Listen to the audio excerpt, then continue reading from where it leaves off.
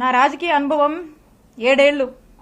నా 7 ఏళ్ల రాజకీయ అనుభవం ముందు మీ 25 ఏళ్ల రాజకీయం తల జించుకుంది ఈ రోజుతో అనిపిస్తుంది. అక్రమ కేసులు కడతారా?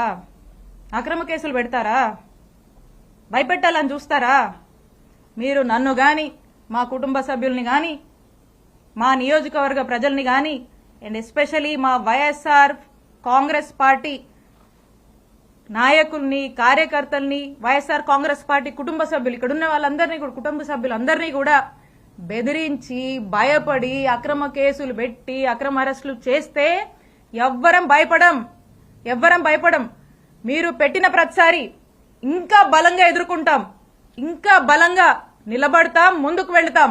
మీరు అనుకుంటున్నారేమో ఇంకో 4 ఏళ్ళు కదా, అంటే వింటున్నాం లాలీలు చెప్తుంటే, ఇంకో 4 ఏళ్ళు కదా, హ్యాపీగా వీలైనంత అవకాశం ఉన్నంత వరకు దోపిడీ చేసి, ఇల్లీగల్ పనులన్నీ చేసి, జోబులు నింపుకొని, ఓ బ్యాగ్ నుండి సంపాదించుకొని రిటైర్ అయిపోదాం అనుకుంటున్నట్టున్నారు.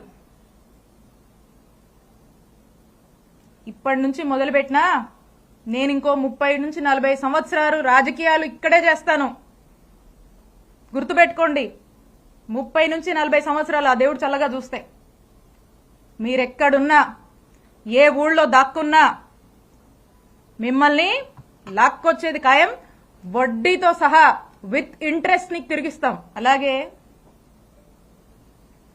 కొంతమంది ఈయనను చూసుకొని, అధికారులను చూసుకొని అర్జెంటుగా కయ్యానికి కాలు దూకుందామని చెప్పి వార్డుల్లో, గ్రామాల్లో మా వైఎస్ఆర్ కాంగ్రెస్ పార్టీకి సంబంధించినటువంటి యాక్టివిస్టులు, నాయకులు కావచ్చు, కార్యకర్తల మీద కావచ్చు, ఏదో కాలు దూకి ముందుకొచ్చి పిచ్చి పిచ్చి కట్టుకథలల్లి కేసులు పెడదాము, గొడవలు పెట్టుకుందామని ముందుకు దూకుతున్నారేమో.